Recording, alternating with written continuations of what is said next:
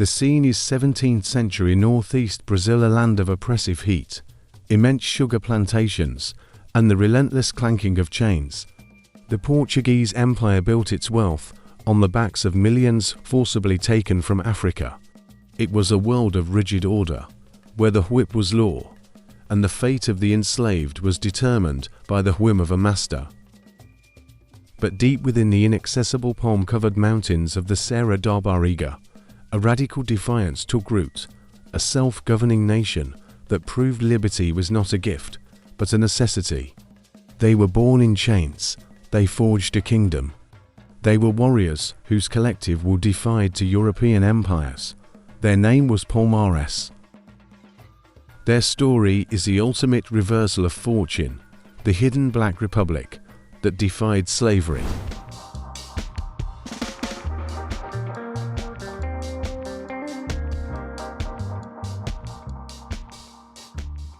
The story begins in the early 1600s, an era of peak Portuguese colonial cruelty. From the fields and sugar mills of Pernambuco and Alagoas, individuals predominantly from the Central African regions of Congo and Angola began to flee. Their destination, the wild, rugged interior.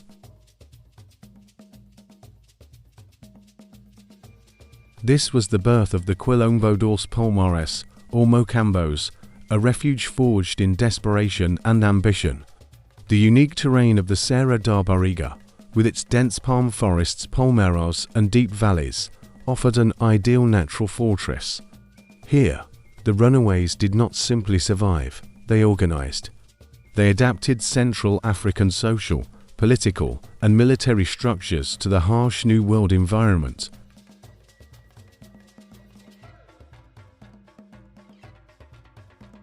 By the mid-17th century, Palmares was not a single village, but a vast, sophisticated confederation of at least 10 major settlements, known as Mocambos, stretching over hundreds of square kilometers.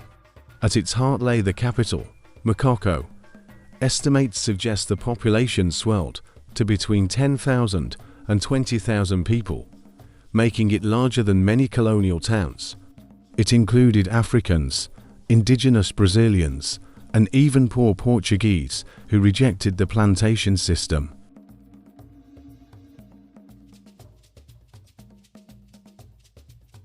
Their political structure was monarchical, led by the Gungazumba, a title meaning Great Lord. He was an elected king who ruled over a complex administrative and defensive state. They built strong palisades, used camouflage, and perfected jungle warfare tactics, turning the land that was meant to hide them into a weapon. The sheer existence of Palmares was a direct, terrifying threat to the entire colonial economy, a perpetual beacon of hope that drove enslaved workers to risk everything for the scent of the palms. The man who consolidated the kingdom into a powerful state was Gungazumba, likely an Angolan royal figure whose authority was respected across the confederation. He ruled not by tyranny, but by a fusion of African tradition and necessity.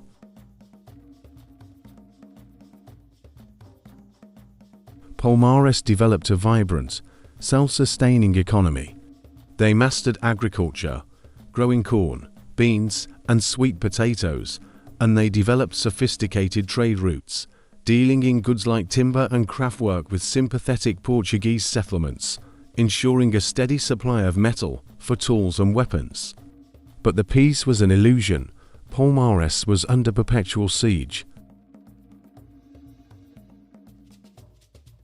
For over 60 years, the Portuguese and, briefly, the Dutch launched repeated military expeditions over 30 major attacks, all of which failed.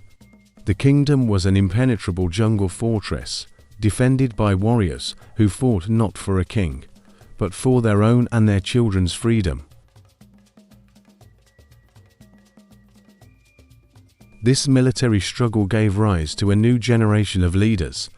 The most formidable was Zumbi, Gungazumba's nephew.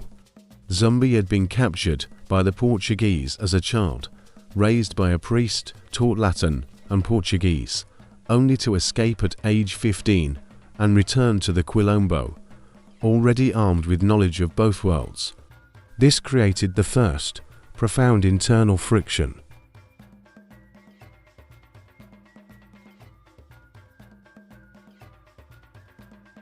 By the 1670s, the Portuguese, exhausted by decades of failed campaigns, resorted to diplomacy.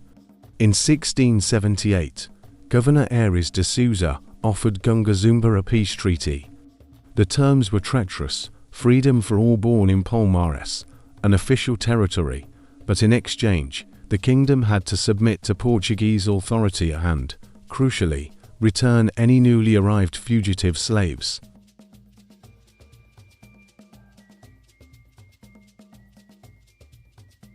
Imagine the scene. The great Gungazumba weighing the lives of his people, security for his settled kin versus the perpetual defense of the absolute, universal right to be free. Zumbi, the charismatic young general, saw the treaty as a fatal compromise, a submission that would legitimize Portuguese slavery by making Palmares complicit in returning escapees. He demanded absolute, unconditional freedom for all black people in Brazil. Zumbi led a rebellion against his uncle, rejecting the treaty and declaring full independence. Gungazumba was reportedly assassinated or committed suicide. Zumbi took command. The era of compromise was over. He became the last, greatest, and most mythical king, leading Palmares with unyielding tenacity from around 1680. His resistance was amplified by the presence of other fierce leaders, including the legendary warrior Dandara, Zumbi's wife, who also rejected the treaty and fought alongside him, proving that courage knew no gender in the Republic of the Free.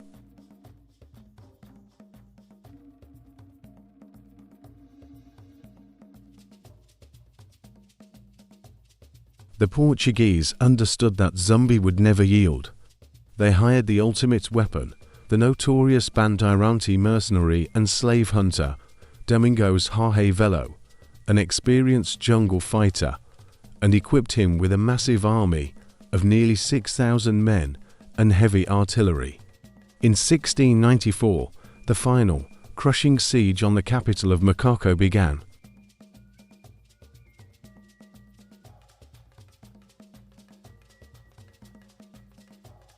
The Palmarinos fought until the walls were breached. The destruction was total. Facing re-enslavement, many citizens, including Dandara, chose to commit suicide by throwing themselves from the cliffs of the Serra da Barriga.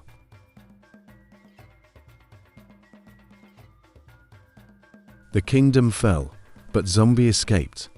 He continued guerrilla warfare for nearly 2 years, until he was tragically betrayed, captured, and executed on November 20, 1695. His head was cut off and displayed publicly in Recife, grotesque. Powerful message meant to extinguish the hope of future resistance. But his execution failed. Palmares became more than a place, it became an idea.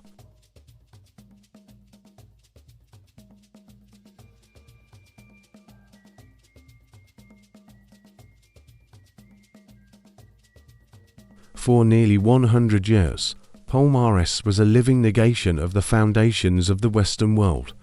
It was a successful, sovereign state born from an enslaved people, proving that black ingenuity, leadership, and military organization could sustain a nation against the most powerful empires of the time. The date of Zumbi's death, November 20th, is now observed in Brazil as the National Day of Black Consciousness.